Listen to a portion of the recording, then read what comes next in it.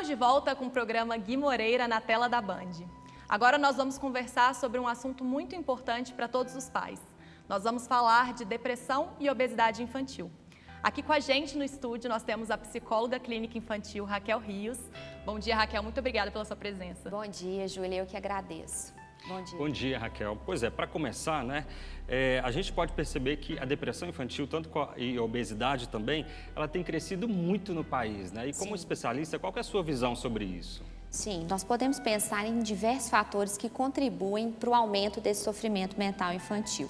Fatores externos do ambiente, como a diminuição das atividades físicas, aumento da ingestão de alimentos industrializados e calóricos, uma alta exigência de produtividade e performance e fatores internos emocionais também, que eu identifico como uma fome de contato emocional verdadeiro, né? As crianças estão muito ligadas aos jogos, muitas têm pouco contato com os familiares e agora também com seus colegas.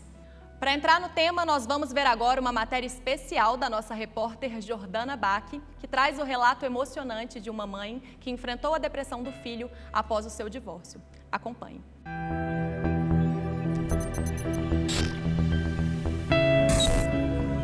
Amiga, conta pra gente como que foi a sua difícil experiência com a depressão infantil.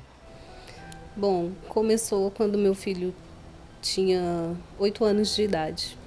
Eu me separei do pai dele quando ele tinha 6 anos e daí em diante eu comecei a perceber que ele estava tendo postura diferente, não estava mais brincando, alimentando, conversando como ele sempre fazia. Daí eu procurei ajuda profissional, fui no psicólogo do posto de saúde próximo à minha casa e a gente começou o acompanhamento. Uma consulta ele sozinho, uma consulta nós dois e uma consulta comigo. E isso era a cada 15 dias. Eu recebi várias orientações do que fazer, como fazer, em prestar atenção no comportamento dele, nas atitudes dele, em tudo que estava envolvendo o dia dele. Na escola, porque ele já estava em escola particular, né, essas escolinhas. E desde então eu comecei a prestar atenção nisso também. O desenvolvimento dele na escola teve uma certa caída, porque ele não tinha ânimo. Quando a gente começou a fazer o acompanhamento com a psicologia, deu uma melhorada. E quanto tempo você ficou afastado do seu filho? Foram 6 anos. Foram 6 anos longe dele e na justiça, né, na vara da família.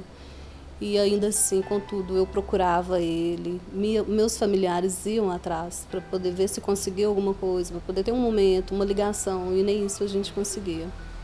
Que ele voltou a morar comigo esse ano e ele teve outra tentativa de suicídio. E eu voltei a fazer acompanhamento com psicólogo, com psiquiatra e tentei levar ele a interagir em outros lugares, a cursos e tudo. Então, foi assim, dessa forma, o que aconteceu. Hoje você vê que a ajuda de profissionais, então, é fundamental, né? Pela sua própria experiência e esse período que ele ficou sem esse acompanhamento, né, de especialistas. E você pode dizer hoje que realmente essa interação com a família novamente, essa interação com novos cursos, o que hoje você percebe como uma melhora e coisas que ajudaram ele a crescer mais? Sim, é muito importante sim a ajuda de profissional, até mesmo porque você fica perdido, às vezes você não sabe lidar com uma situação e você tendo uma orientação, você sabe conduzir melhor. E isso tem acontecido aqui em casa. Depois que eu tive a ajuda de novo dos profissionais, eu tenho aprendido a lidar com certas situações, por ser adolescente, é ainda um pouco mais complicado. Prestar bem atenção em todos os comportamentos, de um mais simples como um tempo no banho, se mudou alguma coisa, porque muitos prestam atenção em alimentação, em sono, mas tem outros pequenos detalhes que fazem sim a diferença, é onde a criança vem dando sinais, e se você não capta um simples sinal que seja, é onde pode ter muitas coisas ruins acontecendo. Muito obrigada pela sua participação conosco. todos nós da equipe do programa desejamos que vocês continuem crescendo em saúde, em alegria, e a gente acredita muito que essa nova fase na família de vocês já é espetacular e a cada dia vai tender a melhorar. Sim, obrigada obrigada. pelo seu depoimento e voltamos com vocês aí no estúdio.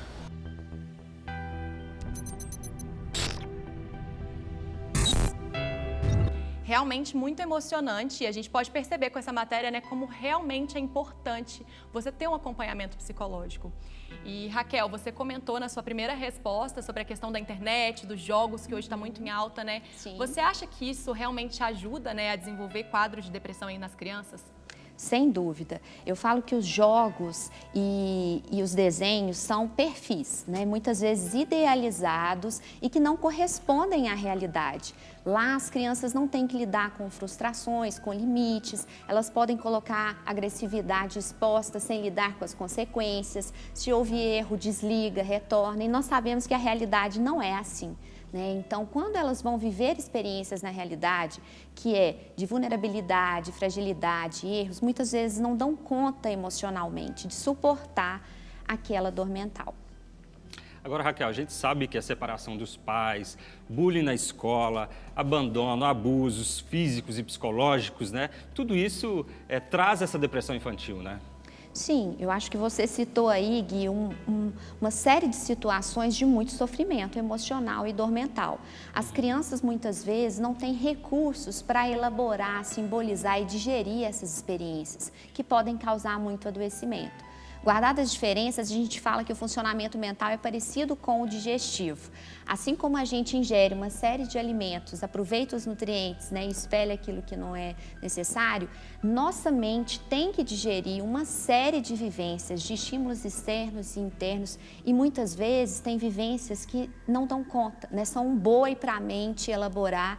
Então, por isso é tão importante a criança ter a ajuda de um profissional de saúde mental para ajudá-la a elaborar e digerir essas experiências.